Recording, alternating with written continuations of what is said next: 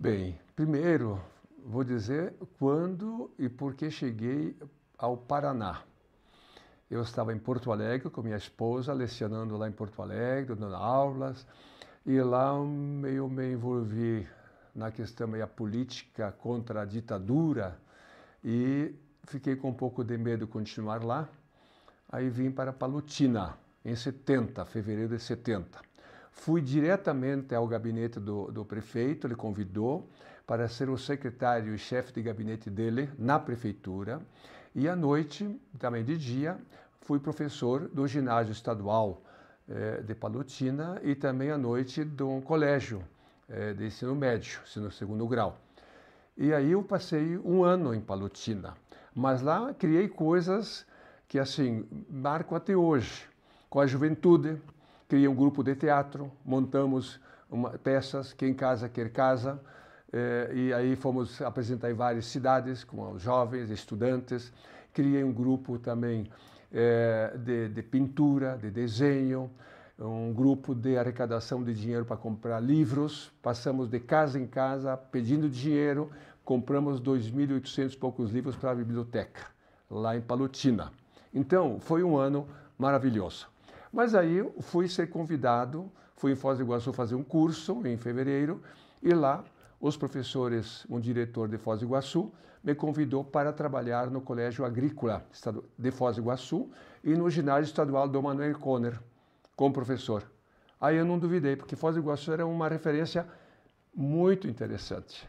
Quem fosse a Foz era uma coisa nobre, uma coisa de distinção, né? Então, eu achei melhor ir para Foz. Lá sim, professor de um ginásio estadual, da escola agrícola, professor. Em agosto, eu já passei a ser diretor do ginásio estadual Dom Manuel Conner, com 2 extensões, até Santa Terezinha e 2 lá em Foz do Iguaçu. E, além disso, professor. Continuei, porque não pagavam como diretor. Aí já propus o Festival de Música em Foz do Iguaçu, deu mais de 6.000 estudantes jovens lá em Foz do Iguaçu, foi ótimo, propus. Criamos a CAP de Artes para pintura, eu assim propus e coordenei de início essa associação, a CAP, né? E aí, em 74, já fui convidado para ser um inspetor regional de ensino, que esse é o chefe de núcleo, com 6 municípios faziam parte. Foz do Iguaçu era o centro. E ali os generais, 4, que eram do regime militar, da aeronáutica, da marinha e tinha mais um, federal, me apoiaram. Assinaram meu nome, o governador nomeou eu como chefe do núcleo, com os 6 prefeitos também dos 6 municípios pedindo que ele me nomeasse. Aí, em 75, veio uma notícia de Curitiba, havia o secretário, de que haverão pessoas de Brasília, da OEA, Organização dos Estados Americanos, e vão chegar em Foz do Iguaçu. Como o secretário não conseguiu sair para recebê-los, pediu que eu os recebesse no aeroporto. Tá bom, fui lá, eu tinha um Fusquinha na época, eu mesmo motorista, fui lá e recebi eles 2 de Fusca no aeroporto. Eu achei que eram americanos, fui lá com um professor que falava inglês, Jovencio Massarolo, e não, mas ele é um brasileiro, os Armando Hildebrand, ele era brasileiro, estava nos Estados Unidos da OEA, e Sandoval Machado de Brasília. E aí, de noite, fomos jantar, eu disse que eu estaria voltando para o Rio Grande do Sul para trabalhar na Unijuí e não me formei. O pessoal me convidou lá para fazer mestrado e coisa tal. E no jantar ele disse, olha, eu tenho outra proposta. Por que você não vai daqui 4 anos fazer o mestrado e fica aqui coordenando o projeto multinacional de educação Brasil, Paraguai, Uruguai, MEC-OEA? Eu disse, mas que projeto é esse? Não, eu vou coordenar o projeto dele. Nos Estados Unidos, na OEA, e Brasília, o Sandoval, que estava junto com ele.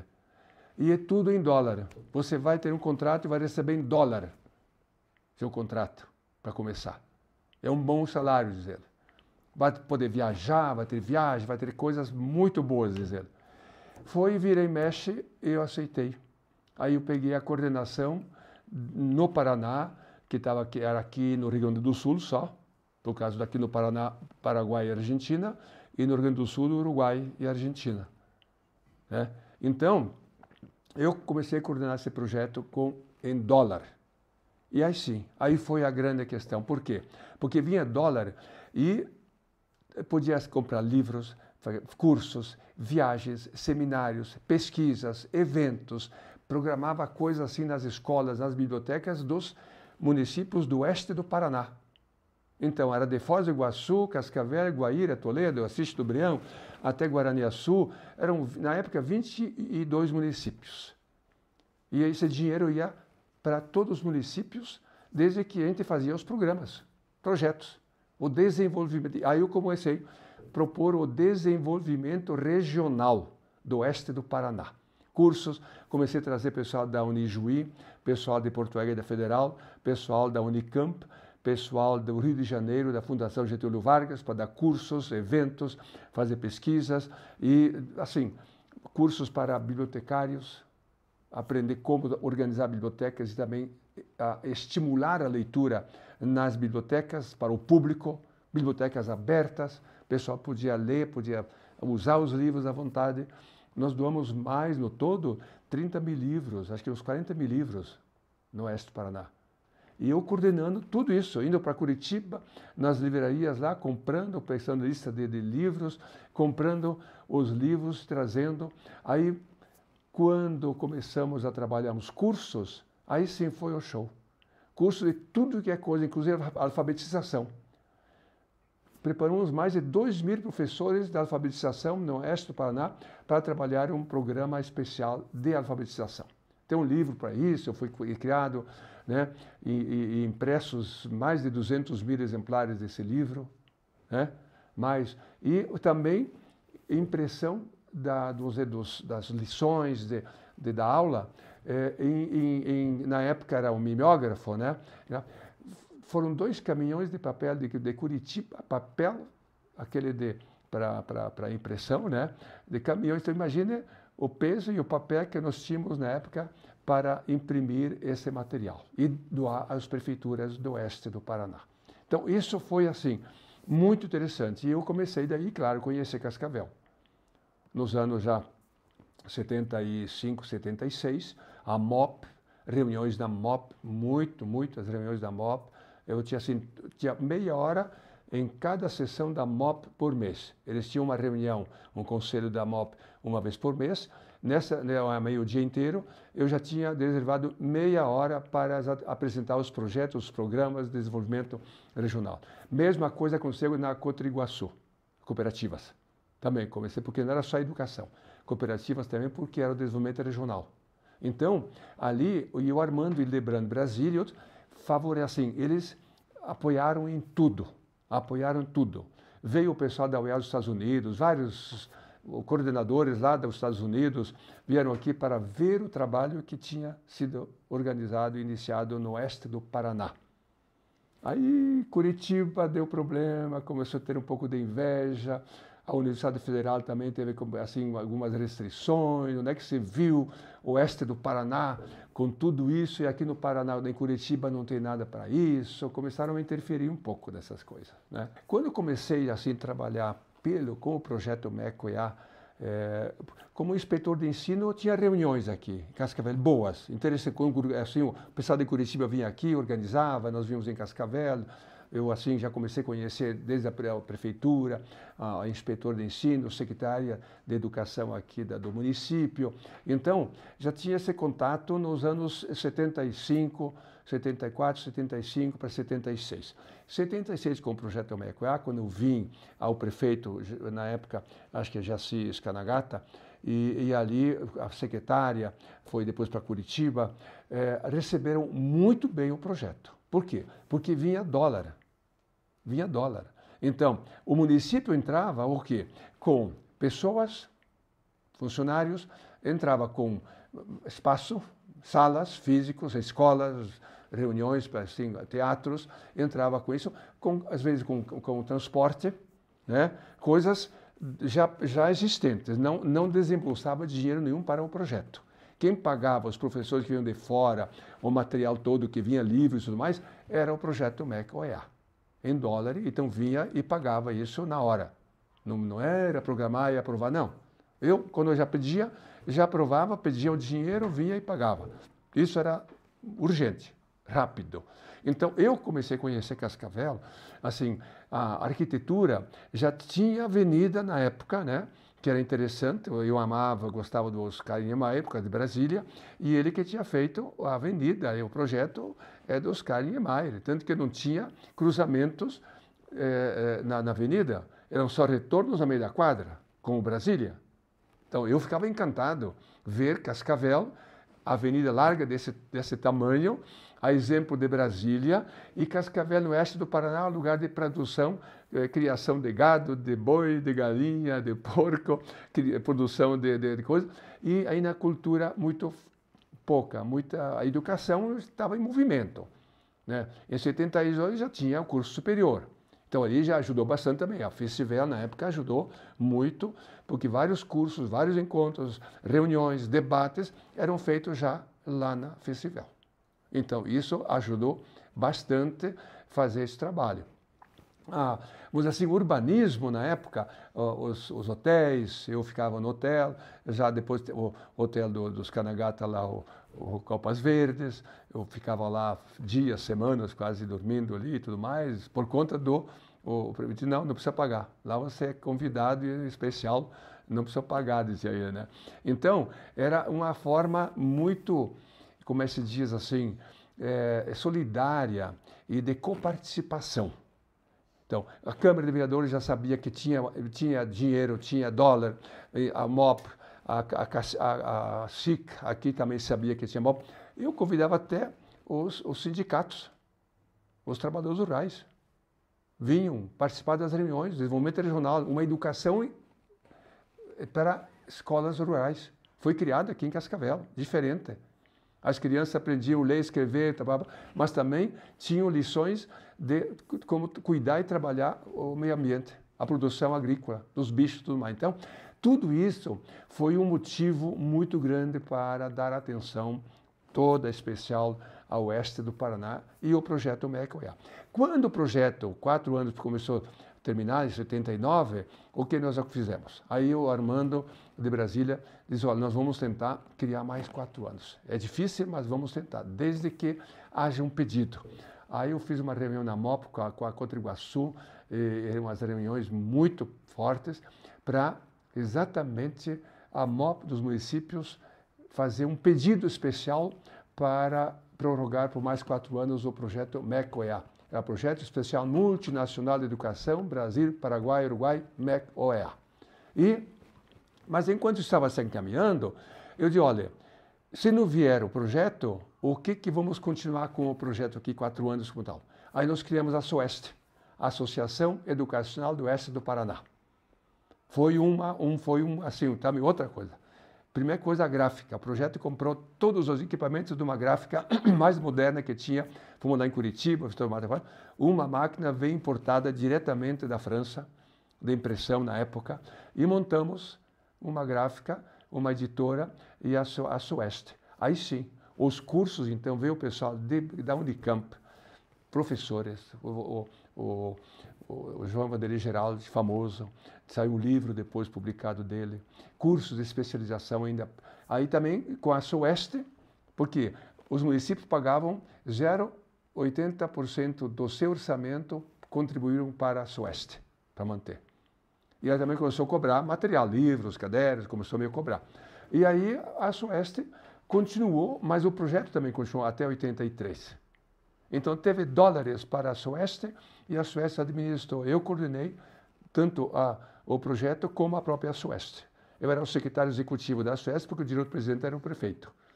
Ele não fazia nada, só era prefeito, presidente.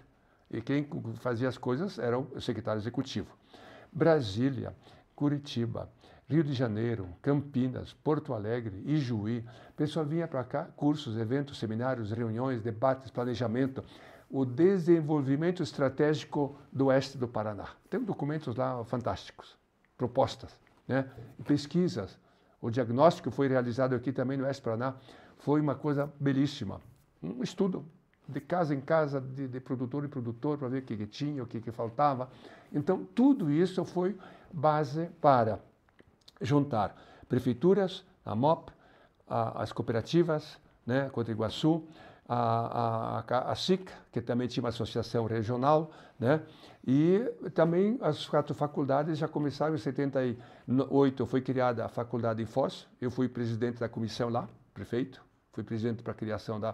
Eu estimulei a criação lá, na época, fui criando, fui chamando estudantes, fazendo movimentos na rua, com faixas, sábado, domingo, distribuindo panfletos nas ruas, apoie, nós precisamos de uma universidade nossa aqui em Foz do Iguaçu, pessoal aplaudia, todo mundo na rua, era uma coisa assim, muito pública, muito da comunidade, né? Mesma coisa em Toledo depois, então 78, 79 criamos em Foz, eu fui o presidente, primeiro também o diretor da fundação, presidente na época, e, desculpa, e daí 70 e 80 em Toledo e Marechal Rondon. Mas essa Facivel. Hein? Essa Facivel. Então, aqui era a Facivel em Cascavel, que era 72. Lá a Facisa, em Foz. A Facitol e a Facimar, Marechal Rondon, depois dos anos 80. Então, as 4 faculdades foram criadas exatamente nesse movimento. Nessa junção do oeste do Paraná, né? Aí depois sim tem história interessante, por quê? Porque Foz queria ser uma universidade separada lá. Prefeito, políticos e coisa tal, nem queriam que eu participasse muito lá, porque não queriam vir nas reuniões aqui em Cascavel das 4 faculdades, estudantes, tudo mais. E eu tinha que mobilizar os estudantes lá. Em 82 já estava numa casa grande, quase 500 metros quadrados, a minha casa lá, que eu construí na época lá para mim, e chegou um sábado de tarde, vieram mais de 50 estudantes lá da Facisa, e discutindo, olha, o diretor-presidente, falecido, Narciso Valiati, e a Tuti, que era a esposa do depois prefeito, como é, ai, esqueço agora, ela tinha mestrado, e disse, olha, vocês vão fazer o seguinte lá, levam umas faixas, colocam na frente no portão onde estava a Facisa, e digam, senhor presidente, senhora diretora, ou vocês participam da organização da Universidade do Oeste Paraná, ou, por favor, desistam dos cargos. Aí eles vieram lá, ficaram chateados demais, às 10 da noite foram embora, e já lá com cartolina. Não sou mais presidente da Facisa, não sou mais diretora da Faculdade de Foz do Iguaçu. Desistiram os dois. Aí os estudantes vieram com professores, na época professores vieram aqui para Cascavel e fizeram parte, então, da organização das 4 para a criação da UniOeste. Então tem histórias assim, que a imprensa e ninguém quase... Por quê? Porque eram coisas internas, fortes, mas que tinha que decidir. Foram momentos para decidir, né? Aí sim, aí veio o movimento, porque muitos cursos de especialização vieram para professores. Eu trouxe 4 cursos de Porto Alegre também, fui lá pessoalmente na Universidade Federal. Por quê? Porque o conselho exigia que os professores tivessem título, no mínimo, de especialização. Não precisava mestrado ou doutorado, mas especialização. Aí, quem é que ia para fora para fazer o curso? Aí eu peguei e trouxe 4 cursos, um de cada campus, de Porto Alegre primeiro. Depois, da Unicamp e da Fundação Getúlio Vargas do Rio. Aí a Federal de Curitiba, lá o pessoal ficou muito danado. Curso na faculdade? Então, sempre foram os primeiros licenciaturas. Pedagogia, letras, ciências contábeis, também administração. Esses cursos que, assim, eram para fornecer professores, todas as áreas, né? Até matemática, biologia, né? E também empresas. Então, era administração, ciências contábeis e economia. Então, esses aqui foram os cursos base. Depois veio a engenharia agrícola, né? Mais tarde, então, acho que veio a farmácia, né? E aí medicina, quando foi todo o movimento para a criação da universidade mesmo, né? Então, vai.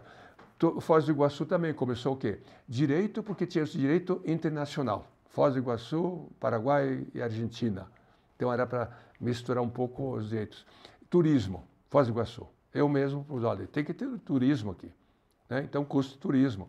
Direito, turismo, letras, cadamento de literatura e coisa tal, né, que precisava fazer formação de professores, foram os primeiros. Toledo, eu ajudei a montar, era o quê? Piscicultura.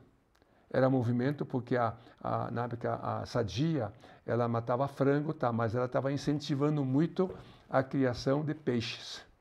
Tá, também tem um frigorífico de peixes. Mesma coisa de Marechal Rondon. Então, digo, ó, Toledo, vamos fazer piscicultura, química, física, as áreas mais técnicas, né? E depois veio, acho que de filosofia, veio cursos mais, né, mais abertos, né? E Marechal Rondon, o quê? Eu levei o pessoal da agricultura da Federal de Curitiba várias vezes. Aí foi criado o curso de agronomia, assim, claro, com isso também educação física, que não tinha nenhuma, né? E educação física, na época lá, um pessoal gostava de praticar esportes e coisas, então vamos lá, vamos criar um curso aqui em Marechal Rondon, pode ser da Uniwest. Então, educação física, agronomia, zootecnia, porque ele com Itaipu já. Eu já estava fazendo ligações, convênios com a Itaipu, o centro lá do viveiro de mudas e a parte agrícola, de plantação, preservação da faixa vamos dizer assim, da lagoa, né, do lago, da Itaipu, a própria criação de peixe lá em Toledo também, digo, olha, vocês vão ter que criar peixes, ver lá o que vai acontecer no lago agora, que peixes vão sobrar e que vão criar ou não vão criar. E naquele tempo vinha a UEM de Maringá, que estava fazendo uma pesquisa belíssima lá. Digo, por que a UEM vem e nós da Uniwest morando na barranca dos rios e coisa, não vamos fazer? Vamos fazer também.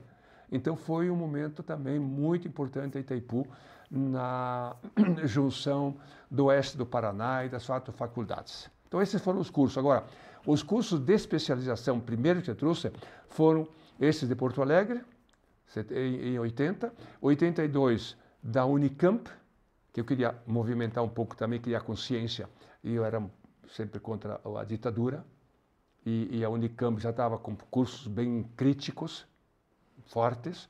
Aí veio aqui um pessoal, um grupo, fizeram um curso belíssimo também, provocaram mudanças, né? Aí, logo depois, numa escola, porque veio uma professora, deu um curso, foi aplicado aqui na UES, e uma professora foi dar aulas desse mesmo método numa escola, um colégio, e tenho ali o livro. E os alunos escreveram, nós escrevemos assim. E eu publiquei na Sueste, primeiro exemplares, 83. Aí depois do curso de letras, também os meninos que fizeram o curso, que aliás, que as professoras, nossas histórias, um outro livro. Aí começou a propagar, começou a divulgar. Foi ótimo esse curso. E o curso da Universidade, aliás, da Fundação Getúlio Vargas, do Rio de Janeiro, os meus colegas lá também, lá era crítico, era meio revolucionário, meio socialista, marxista. E foi dado aqui em 82. Quase veio uma intervenção do regime militar lá de Porto Alegre por conta desses cursos. Por pouco não fizeram intervenção. Mas a gente organizou, explicou e amenizou um pouco as coisas e não precisou, cancelar os cursos, né? Então, são histórias que alguém precisa escrever. Eu escrevo um pouco no meu livro que tenho ali, mas não muito detalhado, né? Professor, aproveitando essa deixa do escrever. Tá. Só um minutinho, ele vai trocar o cartão. Tem uma história antiga que os professores já falaram, disseram que quem não conhece o passado, a sua própria história, a história dos outros que vieram antes da gente, construir as coisas, não conhece bem, não preserva, não cuida com carinho, com profundidade, não tem bom futuro.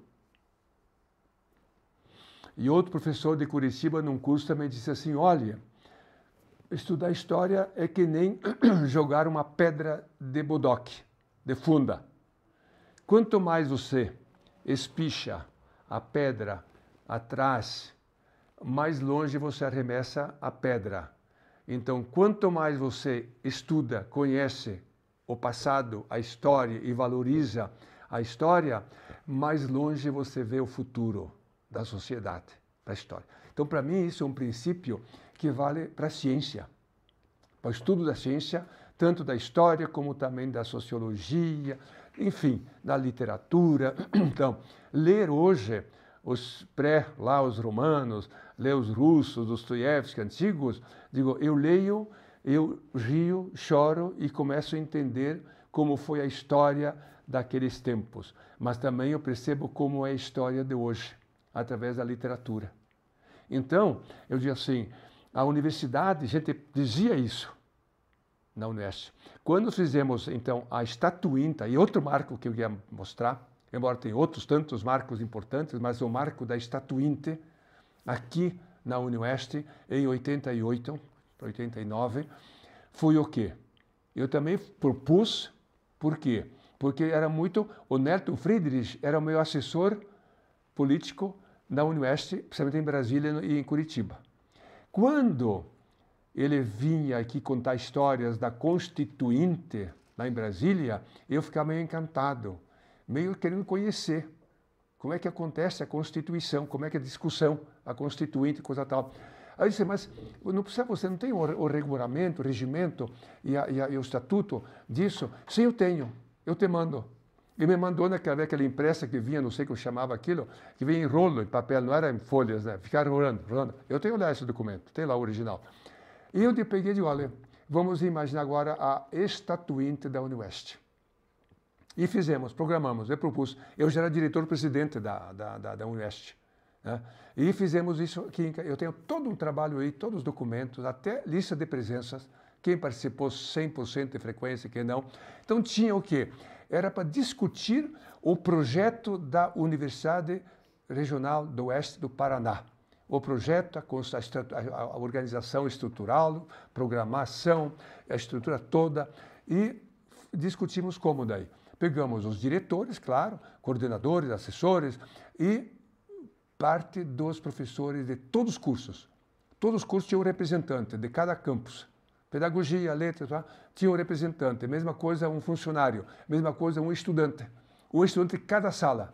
Cada sala indicava um estudante para fazer parte disso. Aí nós o quê? Ficamos 60 horas, sexta-feira de noite, sábado e domingo, durante 4 finais de semana, na festival, na época, na Unesp, mas no campus de Cascavel, discutindo que universidade nós queremos para o oeste do Paraná. Imagina, que coisa bonita. E trouxemos gente de fora, de Curitiba, do Rio, para vir aqui para falar da Unicamp, também que também já tem alguns campos. Então discutimos isso, tudo era aprovado em assembleia, em público. É democracia. Não era aprovado, não, votação no fim da coisa, vamos aprovar o quê? O estatuto, o regimento, a estrutura da organização da Unesp. Quantos campos, quantos cursos, como é que se chama o departamento, não, é colegiado, o que seria. Então, toda a estrutura, toda a parte da arquitetura estrutural da Unesp e o seu programa para o futuro foi feito na Estatuinte, aqui na Festival na época. Então, foi um marco histórico que depois, agora, uns 7, 8 anos, a UEM fez a Estatuinte para discutir a universidade hoje, lá em Maringá. Mas lembrando da estatuinte da Unesp na época. Então essas coisas são marcantes, né? Qual que é a sensação para o senhor? Assim, me cria um mal-estar, né? Porque nós, lá naquela programação na estatuinte da Unesp, uma das coisas foi dita e aprovada, foi assim, ó, pode vir pesquisador, cientista, literato de todo mundo aqui e estudar o oeste do Paraná. Na agricultura, na indústria, no comércio, na política, na arte, no esporte. Pode estudar desde a origem, quando começou a desmatar aqui, no tempo do desmate, nas propriedades e tudo mais. Pode estudar e entender como quiser o melhor. Agora, quem deve entender melhor de todos eles tem que ser a própria Unesp. Por quê? Porque além de ir lá e pesquisar, está vivenciando.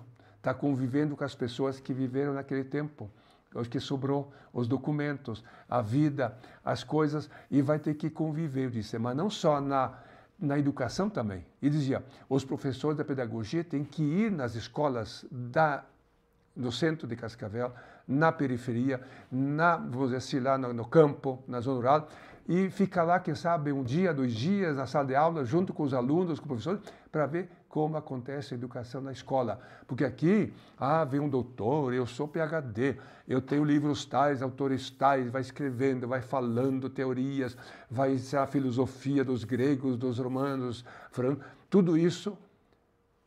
Mas, lá para a escola, que se dana, não quer nem saber, tem gente que dizia.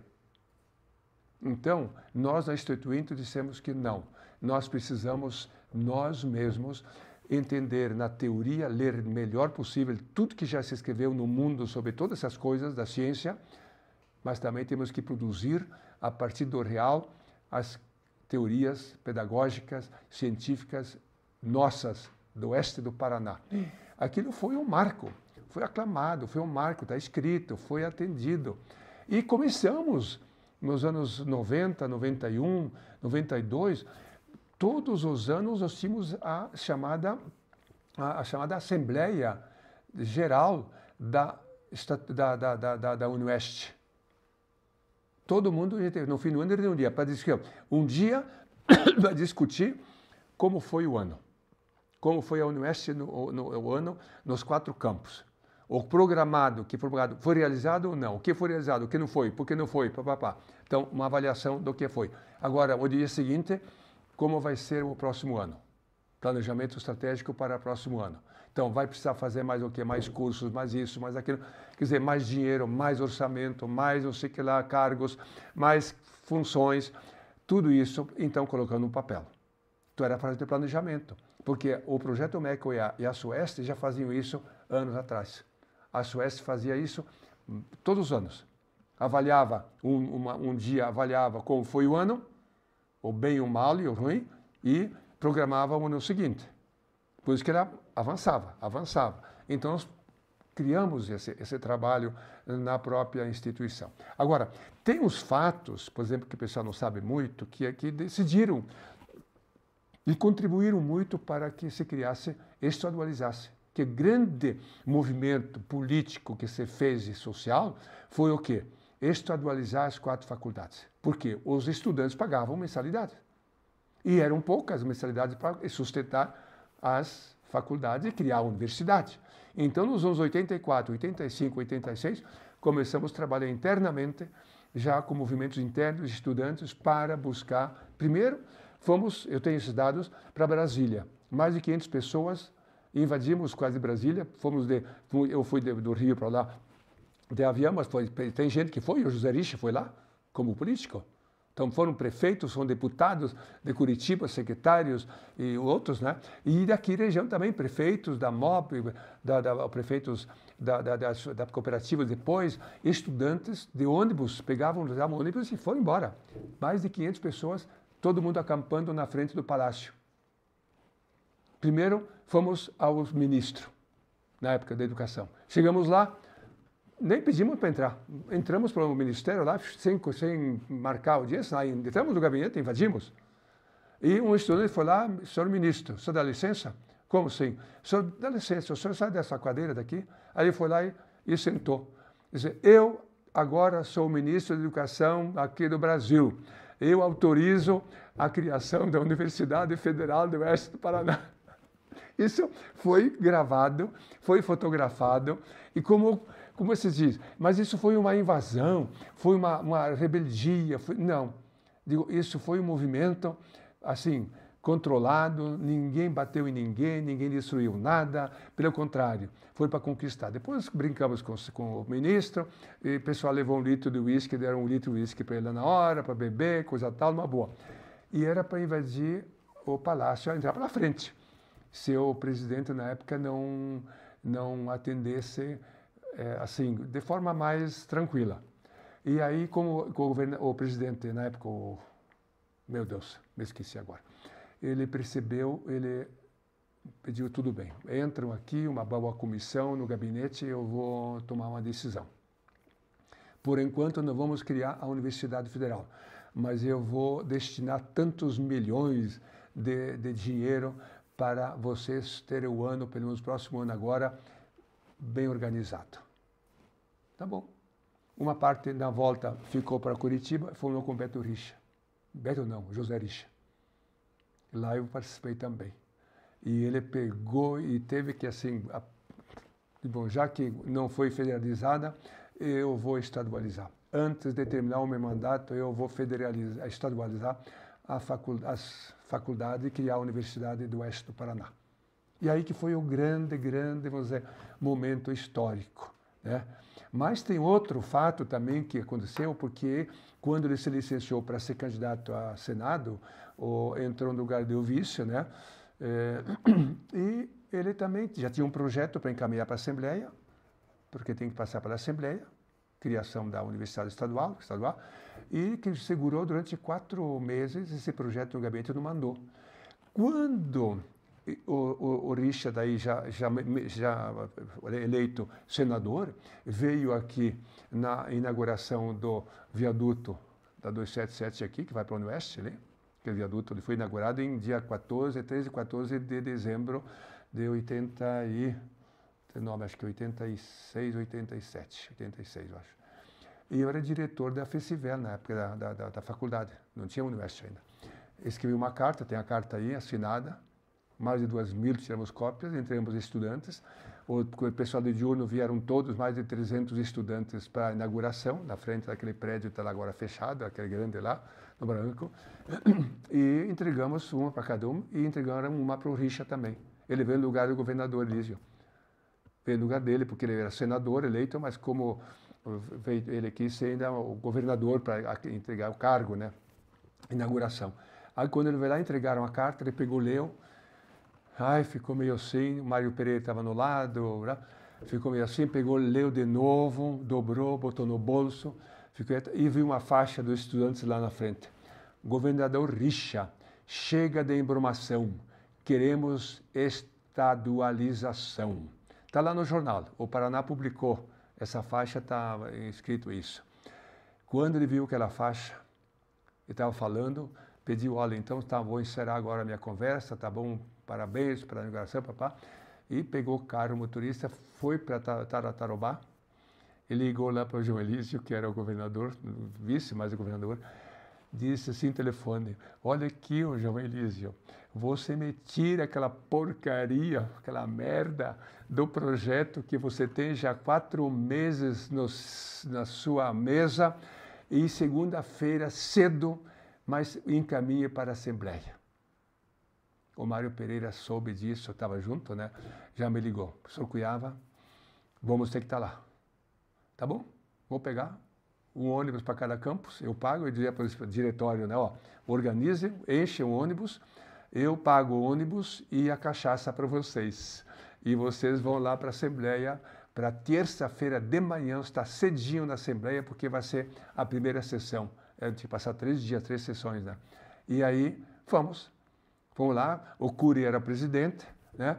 E falei com ele primeiro, não, vou apoiar sim, papá, tá, o projeto está aqui, o governador mandou, papá, vai ser a sessão. Único motivo, a última sessão do ano e daquela Assembleia vai ser hoje de manhã, diz ele. Tá bom. Aí chegou lá, viu, não precisou fazer, não vou fazer a verificação de quórum, né? Para ver se tem ou não tem os deputados, precisava de 51, precisava ter 30, 29, 30, uma coisa assim. Aí, um deputado lá de Curitiba, senhor presidente, uma questão de ordem. Que foi? Eu estou propondo a verificação do quórum. Aí, começou a chamar, o Cury desceu, o presidente lá da mesa, foi lá no meio falando e respondeu por 4 ausentes. Foi assim, presente. Conversava lá, presente. Foi. Quando chegou no W, ainda o último, que era aqui de Marechal Rondon, o nome do ia faltar 2, assim mesmo. O Mário Pereira subiu rapidinho lá, pegou pela gravata o deputado lá que tinha feito a coisa, pegou e disse, olha aqui, ó, você retira a verificação de quórum aqui, ou eu te bato aqui mesmo. Os estudantes lá em cima, pá. Então, esses fatos, se não fossem esses fatos, não teria decisão e não teria criação da universidade naqueles tempos. Agora, o ano seguinte, quer dizer, de janeiro, quando foi aprovado o projeto lá, o Álvaro Dias só assinou.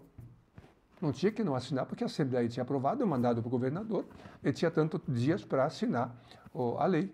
decreto lá de criação da fundação da FUNOeste, Fundação Universidade do Oeste do Paraná, com as 4. Está lá. Eu tenho cópias de todos esses documentos. Então, são fatos históricos, a história, vamos dizer assim, que a parte oficial, a parte formal, é uma coisa. A imprensa divulga o ato depois, o decreto, numa boa, tá, bate palmas para o governador que assinou. Agora, e quem pegou para gravata, o pescoço, o deputado, para tal, ninguém conta, ninguém sabe. Se não fosse esse ato, esse acontecimento, não teríamos, talvez, naquele momento. Podíamos ter depois, mas podia demorar muito, porque o Álvaro Dias, desculpa, não está aqui, ele não tinha muito apoio político para apoiar vamos assim, e assinar a criação da Universidade do Oeste do Paraná. Por quê? Uma vez, numa reunião grande lá em Curitiba, discutindo exatamente a cultura aqui do Oeste, festivais de música, de cantos, e a vinda da Universidade Federal aqui para cursos, inclusive coisa tal, alguém disse assim, olha aqui, diz assim, a cultura mesmo é aqui na capital, aqui em Curitiba. A cultura de vocês lá no Oeste é criação de porco, de vaca, de cavalo, de leite, de frango, de soja, de milho, tá? Essa é a cultura de vocês. Não tem que levar orquestra sinfônica para lá para tocar para vocês. Falou na cara da gente lá. Então, tem essas coisas que havia todo esse movimento, essa vontade, esse apoio, vamos dizer assim, mas também havia, de certa forma, uma correlação de forças contrárias. Por quê? Porque já tinha 4 universidades estaduais. Já tinha orçamento do Estado destinado para elas, para manter. Mas uma no oeste do Paraná com 4 campos significava o quê? Repartir, de certa forma, os recursos das 4 que estavam já criadas. Seria mais uma pública. Então tinha também um pouco de oposição de Maringá, de Londrina, de Ponta Grossa, das faculdades lá de Curitiba. Então, nós tivemos que superar tudo isso, mas era muito organizado. Reuniões em Curitiba com secretários, com o próprio governador. O José Richa nos recebia direto. Se ele soubesse que eu estava lá na porta, no corredor, já mandava embora todo mundo e nós entramos lá e ele dava atenção 2, 3 horas, se quiséssemos. O José Richa foi altamente favorável à criação da nossa universidade. Tanto que o livro que eu tenho ali, que vou publicar agora, sobre o Richa, eu conto um pouco essa história no livro.